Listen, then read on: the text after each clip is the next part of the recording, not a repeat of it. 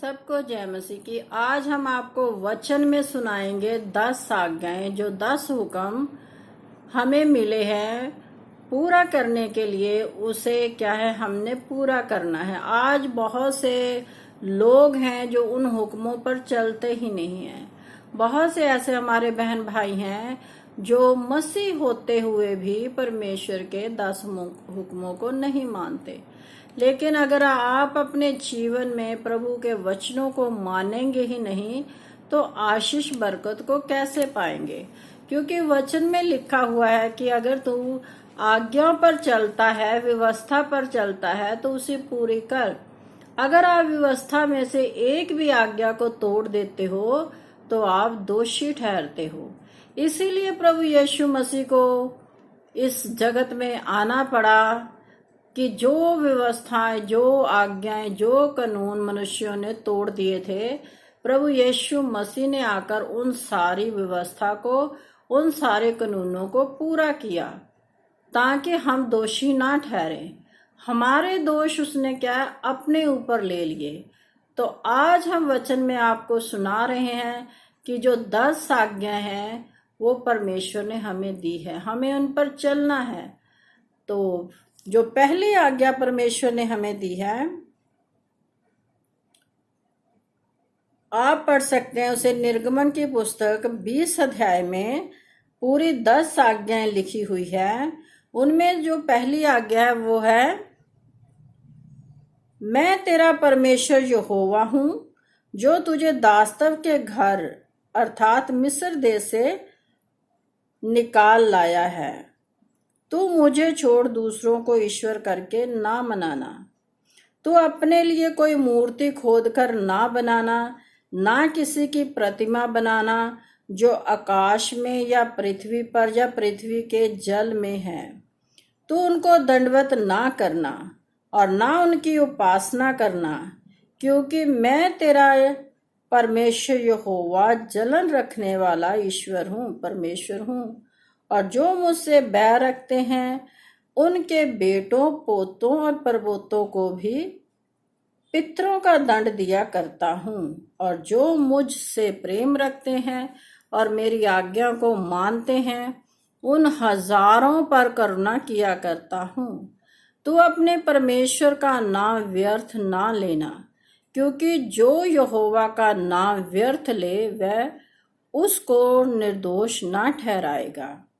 तू अपने विश्राम दिन को पवित्र मनाने के लिए स्मरण रखना। 6 दिन तो तू परिश्रम करके अपना सब काम काज करना, परंतु 7वां दिन तेरे परमेश्वर यहोवा के लिए विश्राम दिन है। उसमें ना तो तू किसी भांति का काम काज करना, और ना तेरा बेटा, ना तेरी बेटी, ना तेरा दास, ना तेरी दासी, ना तेरे पशु, ना कोई परदेसी जो तेरे फाटकों के भीतर हो। क्योंकि 6 दिन में यहोवा ने आकाश और पृथ्वी और समुद्र और जो कुछ उसमें है सबको बनाया, और 7वें दिन विश्राम किया। इस कारण यहोवा ने विश्राम दिन को आशीष दी और उसको पवित्र ठहराया। तू अपने पिता और अपनी माता का आदर करना, जिससे जो देश तेरा परमेश्वर यहोवा तुझे देता है उसमें तू बहुत दिन तक रहने पाए। तू खून ना करना, तू व्यभिचार ना करना, तू चोरी ना करना, तू किसी के विरुद्ध झूठी साक्षी ना देना, तू किसी के घर का लालच ना करना, ना तो किसी की स्त्री का लालच करना, और ना किसी के दास दासी या बैल गधे का, ना किसी की किसी वस्तु का लालच करना। तो ये 10 हुक्म हैं जो परमेश्वर ने हमें दिए हैं, और हम इन वचनों पर चलते ही नहीं हैं। जो पहला वचन है वहां लिखा है कि सच्चा जिंदा एक खुदा, और सब मानते हैं इस बात को कि जो परमेश्वर है, जो खुदा है, वो एक ही है और एक ही परमेश्वर है। ये सब जातियां कहते हैं कि परमेश्वर तो एक है, लेकिन उसको पाने के लिए लोगों ने रास्ते क्या है, अलग अलग चुन रखे हैं। जब परमेश्वर एक ही है तो आप उसी जीवित परमेश्वर को मानिए। आज आप संसार में देखते हैं कि बहुत से मठ बन चुके हैं। बहुत से लोग अपने आप को कोई गुरु कहला रहा है, कोई पिता कह रहा है, कोई बहुत सी स्त्रियां ऐसी बन गई हैं जो अपने आप को माता कहला रही है। माता बनकर क्या है, लोगों को भरमा रही है, जबकि वो इंसान है हम जैसे। हमें उन इंसानों की क्या है, प्रस्तिश नहीं करनी, उनकी पूजा नहीं करनी। यही परमेश्वर हमें सिखाता है कि जो जीवित है, प्रबल है, सामर्थी है, उसको ही हमने, परमेश्वर को हमने स्मरण रखना है और उसी पर क्या है, विश्वास रखना है।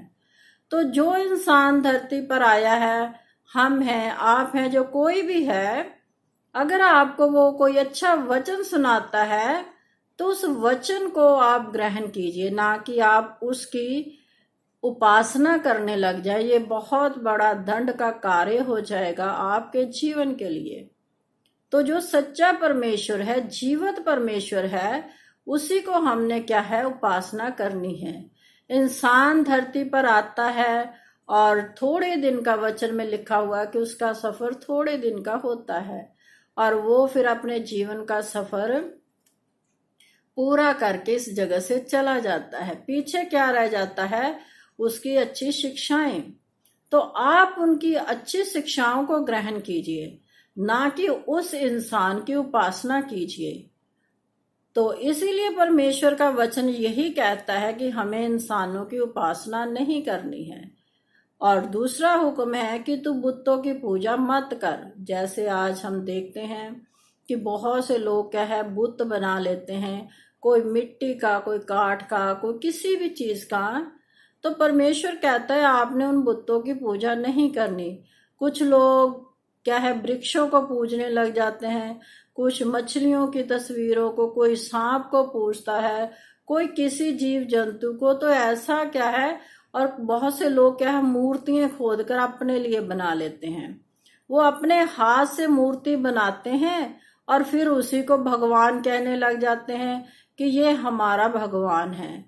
आप इतने पढ़े लिखे हो तो आप सोचिए, जो मूर्ति इंसान ने बनाई है, उसमें रंग इंसान ने भरे हैं, वो अपने आप मूर्ति चल फिर नहीं सकती, ना देख सकती है, ना आपसे बात कर सकती है, ना सूंघ सकती है, कुछ भी नहीं कर सकती वो मूर्ति। वचन में आप पढ़ सकते हैं, भजन सहायता की पुस्तक, उसका 115 जबूर में उन मूर्तियों के बारे में लिखा हुआ है कि वो कुछ भी नहीं करती, अपने आप वो यहां से वहां तक जा भी नहीं सकती। तो इंसान क्या है, उन मूर्तियों को पूज रहा है और उन्हें भगवान कह रहा है, जिसको उसने खुद बनाया है। और उनको क्या करते हैं कि पूजने लग जाते हैं। और वो मिट्टी कहाँ से होती है, गंदगी की हो सकती है। और आप देखिए कि सड़कों के ऊपर भी क्या है, मूर्तियां पड़ी रहती हैं और जानवर उन पर क्या है, गंदगी भी फैलाते हैं। और लोग क्या करते हैं, उन्हें अपने घरों में ले जाकर सजा लेते हैं।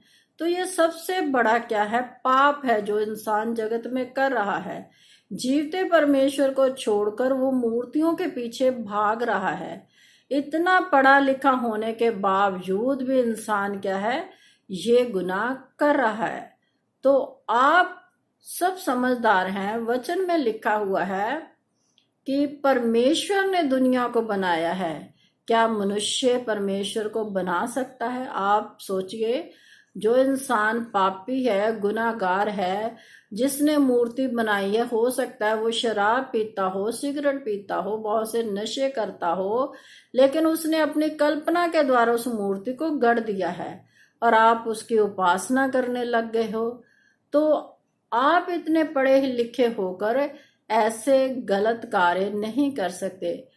बुद्धि परमेश्वर ने सबको दी है, उस बुद्धि को आप इस्तेमाल कीजिए और देखिए कि ये सत्य है कि नहीं। क्या मनुष्य परमेश्वर को बना सकता है? वचन में ये क्वेश्चन मार्क लिखा हुआ है। क्या यिर्मयाह नबी ने कहा कि क्या मनुष्य परमेश्वर को बना सकता है? वहां लिखा है नहीं, क्योंकि वो परमेश्वर नहीं हो सकते जिसको इंसान बनाता है, मूर्ति को। और आगे हम वचन में जो तीसरा हुक्म है, वहां लिखा हुआ है कि तू अपने परमेश्वर का नाम बेफायदा मत ले। आज बहुत से लोग क्या है, परमेश्वर का नाम यूं ही बेफायदा लेते रहते हैं, ऊपर ऊपर से रब रब रब रब करते रहते हैं, और उनके हृदयों में क्या होता है, पाप होता है। तो ये क्या है, हमारा परमेश्वर के नाम लेना व्यर्थ है, क्योंकि वचन में लिखा हुआ है कि ये लोग होठों से तो मेरा आदर करते हैं, लेकिन इनके मन मुझसे दूर रहते हैं। ये वो लोग हैं जो लोगों को दिखाने के लिए क्या है, हर समय रब रब रब रब करते हैं, लेकिन उनके हृदयों में परमेश्वर है कि नहीं, ये वो जानते हैं। जब आप परमेश्वर की आज्ञाओं पर ही नहीं चल रहे, उसके वचन को पढ़कर भी उस पर नहीं चलते, तो फिर तो आपका जो प्रार्थना कर रहे हो वो क्या है, व्यर्थ है। आप परमेश्वर का व्यर्थ नाम ले रहे हो।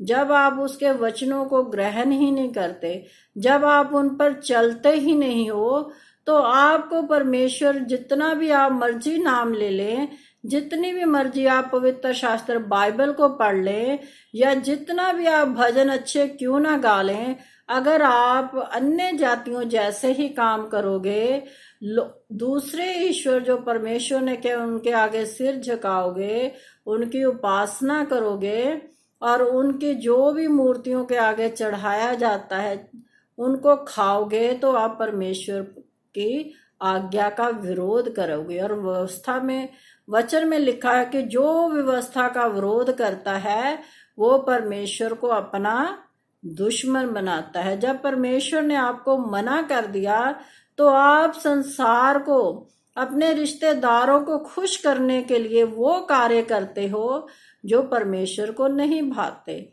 इसलिए आपका जो आप परमेश्वर का नाम ले रहे हो वो क्या है, व्यर्थ है।